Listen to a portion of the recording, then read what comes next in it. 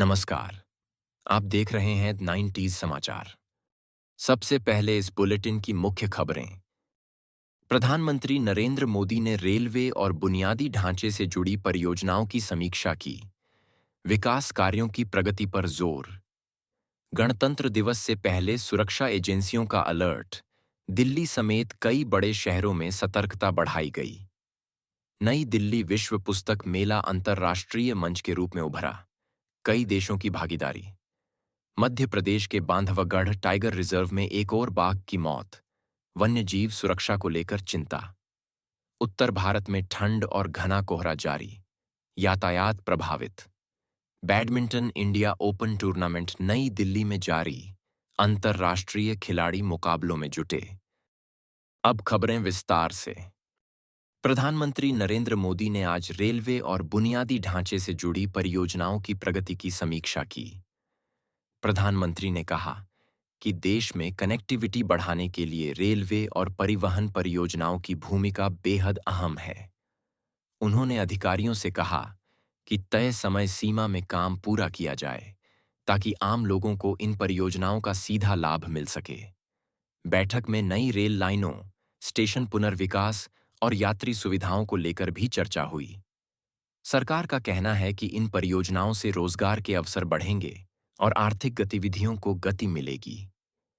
प्रधानमंत्री ने जोर देकर कहा कि विकास कार्यों की गुणवत्ता और पारदर्शिता से कोई समझौता नहीं किया जाना चाहिए। अब राष्ट्रीय सुरक्षा से जुड़ी अहम खबर। गणतंत्र दिवस से पहले खुफिया एजेंसियों ने सुरक्षा अलर्ट जारी किया है। दिल्ली समेत कई बड़े शहरों में सुरक्षा व्यवस्था कड़ी कर दी गई है। सूत्रों के अनुसार कुछ आतंकी संगठनों से जुड़े संभावित खतरों को देखते हुए यह अलर्ट जारी किया गया है। दिल्ली में संवेदनशील इलाकों, सरकारी इमारतों और भीड़-भाड़ वाले स्थानों पर अतिरिक्त पुलिस और अर्धसैनिक बल तैनात किए गए हैं। दिल्ली पुलिस और अन्य सुरक्षा एजेंसियां संयुक्त रूप से निगरानी कर रही हैं। आम लोगों से अपील की गई है कि किसी भी संदिग्ध गतिविधि की जानकारी तुरंत पुलिस को दें। प्रशासन का कहना है कि स्थिति पूरी तरह नियंत्रण में है और सभी जरूरी एहतियाती कदम उठाए जा रहे हैं। नई दिल्ली में चल रहा विश्व पुस्तक मेला इस बार अंतर्राष्ट्रीय मंच के रूप में उभर कर सामने आया है। मेले में 35 से अधिक देशों की भागीदारी देखी जा रही है। इस वर्ष कतर को फोकस कंट्री के रूप में प्रस्तुत किया गया है। साहित्य, संस्कृति और भाषा से जुड़े कार्यक्रमों में बड़ी संख्या में पाठक और लेखक हिस्सा ले रहे हैं। आयोजकों के अनुसार यह मेला केवल किताबों की खरीद फरोख्त तक सीमित नहीं है, बल्कि सांस्कृतिक संवाद और विचारों के आदान प्रदान का भी एक बड़ा मंच बन चुका है। मेले में बच्चों, युवाओं और शोधकर्ताओं के लिए अलग-अलग कार्यक्रम आयोजित किए जा रहे हैं। मध्य प्रदेश के बांधवगढ़ टाइगर रिजर्व में एक और बाघ की मौत की पुष्टि हुई है। यह इस महीने के भीतर इस क्षेत्र में तीसरी बाघ मृत्यु बताई जा रही है। ताजा मामले में एक शावक की मौत खेत में लगाए गए करंट की चपेट में आने से हुई। बताया जा रहा है कि यह खेत एक रिटायर्ड वन अधिकारी का था। इस घटना के बाद वन्य जीव सुरक्षा और मानव वन्य जीव संघर्ष को लेकर गंभीर सवाल उठे हैं। वन विभाग ने मामले की जांच शुरू कर दी है और संबंधित लोगों के खिलाफ कार्रवाई की बात कही है। विशेषज्ञों का कहना है कि संरक्षित क्षेत्रों के आसपास अवैध बिजली तार और सुरक्षा में लापरवाही वन्य जीवों के लिए बड़ा खतरा बन रही है। उत्तर भारत के कई हिस्सों में ठंड और घने कोहरे का असर आज भी बना रहा। दिल्ली, उत्तर प्रदेश, हरियाणा और पंजाब में सुबह के समय दृश्यता काफी कम दर्ज की गई। कोहरे के कारण सड़क, रेल और हवाई यातायात प्रभावित हुआ। कई उड़ानों और ट्रेनों में देरी की सूचना है। मौसम विभाग ने अगले कुछ दिनों तक ठंड और कोहरे के बने रहने की संभावना जताई है। लोगों को सलाह दी गई है कि वाहन चलाते समय सावधानी बरतें और अनावश्यक यात्रा से बचें। अंतर्राष्ट्रीय समाचार। बांग्लादेश में पत्रकारों की सुरक्षा को लेकर चिंता बढ़ती जा रही है। हाल के महीनों में पत्रकारों पर हमलों और धमकियों की घटनाओं के बाद देश भर के पत्रकार संगठनों ने सरकार से सुरक्षा की मांग तेज कर दी है। ढाका सहित कई शहरों में पत्रकारों ने विरोध प्रदर्शन किए और कहा कि स्वतंत्र पत्रकारिता करना लगातार मुश्किल होता जा रहा है। पत्रकार संगठनों का आरोप है कि रिपोर्टिंग के दौरान उन्हें धमकाया जाता है और कई मामलों में हमलावरों के खिलाफ सख्त कार्रवाई नहीं होती। मानवाधिकार संगठनों ने भी इस स्थिति पर चिंता जताई है और कहा है कि प्रेस की स्वतंत्रता किसी भी लोकतंत्र का अहम हिस्सा होती है। उनका कहना है कि पत्रकारों की सुरक्षा सुनिश्चित किए बिना अभिव्यक्ति की आज़ादी खतरे में पड़ सकती है। बांग्लादेश सरकार की ओर से कहा गया है कि कानून व्यवस्था बनाए रखने के लिए कदम उठाए जा रहे हैं और दोषियों के खिलाफ कार्रवाई की जाएगी। हालांकि पत्रकार संगठनों का कहना है कि जमीनी स्तर पर हालात में सुधार अब भी दिखाई नहीं दे रहा है।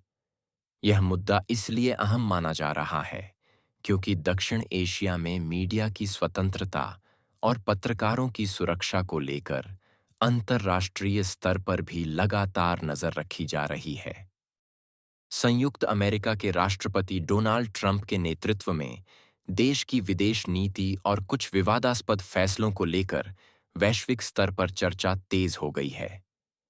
एक तरफ अमेरिकी प्रशासन ने मिडिल ईस्ट में तनाव को लेकर कई बयान दिए हैं, वहीं दूसरी ओर ट्रंप ने कुछ ऐसे कदम उठाए हैं जिनसे कई देशों में असंतोष और सावधानी का माहौल बन रहा है। सबसे पहले अमेरिका ईरान तनाव को लेकर स्थिति में उल्लेखनीय बदलाव आया है।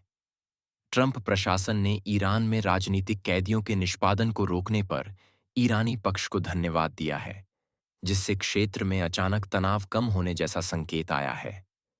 अमेरिकी राष्ट्रपति ने कहा है कि निष्पादन रुकने पर प्रकाश डालने की वजह से इस फैसले को सकारात्मक कदम के रूप में देखा जाना चाहिए।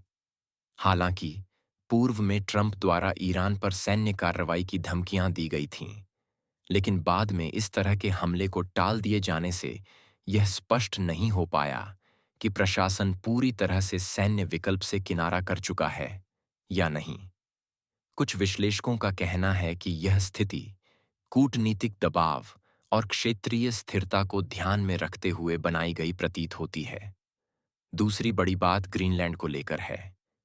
ट्रंप ने सार्वजनिक रूप से कहा है कि अगर अन्य देश अमेरिका के ग्रीनलैंड के बारे में उसके प्रस्ताव का समर्थन नहीं करते, तो उन देशों पर भारी टैरिफ लगाया जा सकता है। इस बयान ने यूरोप के कई देशों में भी चिंता पैदा कर दी है। इसके तुरंत बाद डेनमार्क और ग्रीनलैंड के नेताओं के साथ अमेरिकी कांग्रेस के प्रतिनिधिमंडल ने कोपेनहेगन में बैठक की, यह जताने के लिए कि अमेरिका और उसके सहयोगी देशों के बीच मतभेद को कम किया जा सके और सहयोग को बल दिया जाए। किसी भी देश के खिलाफ आर्थिक दबाव या टैरिफ की धमकी का असर केवल व्यापार पर ही नहीं, बल्कि कूटनीतिक रिश्तों पर भी पड़ सकता है। विशेषज्ञों का कहना है कि यह स्थिति महत्वपूर्ण है क्योंकि इससे नाटो देशों और अमेरिका के बीच संतुलन प्रभावित हो सकता है। इन घटनाओं के बीच अमेरिकी घरेलू राजनीति में भी हलचल जारी है। देश के कुछ राज्यों में उच्च न्यायालय ने संघीय एजेंसियों की कार्रवाइयों को सीमित करने के निर्देश दिए हैं, जिससे प्रशासन को कानूनी चुनौतियों का सामना करना पड़ रहा है। कुल मिलाकर ट्रंप प्रशासन के विदेश और घरेलू फैसलों ने अमेरिका के अंतर्राष्ट्रीय संबंधों में एक नया गतिशील रूप दिया है, जिससे संयुक्त राष्ट्र, नाटो और क्षेत्रीय साझेदार देशों की नीतियों पर भी असर देखने को मिल रहा है। खेल समाचार। नई दिल्ली में बैडमिंटन इंडिया ओपन टूर्नामेंट जारी है। इस अंतर्राष्ट्रीय प्रतियोगिता में दुनिया के शीर्ष खिलाड़ी हिस्सा ले रहे हैं। पुरुष और महिला वर्ग में शुरुआती दौर के मुकाबले खेले जा रहे हैं, जिनमें कई करीबी और रोमांचक मैच देखने को मिल रहे हैं। भारतीय खिलाड़ी भी घरेलू दर्शकों के सामने अच्छा प्रदर्शन करने की कोशिश कर रहे हैं। टूर्नामेंट को आगामी अंतर्राष्ट्रीय प्रतियोगिताओं की तैयारी के लिहाज से भी अहम माना जा रहा है। खेल प्रेमियों में इस टूर्नामेंट को लेकर खासा उत्साह देखने को मिल रहा है। इसी के साथ आज के समाचार बुलेटिन का समापन करते हैं। आप देखते रहिए 90s समाचार। हम फिर हाजिर होंगे कल रात 9 बजे। नमस्कार।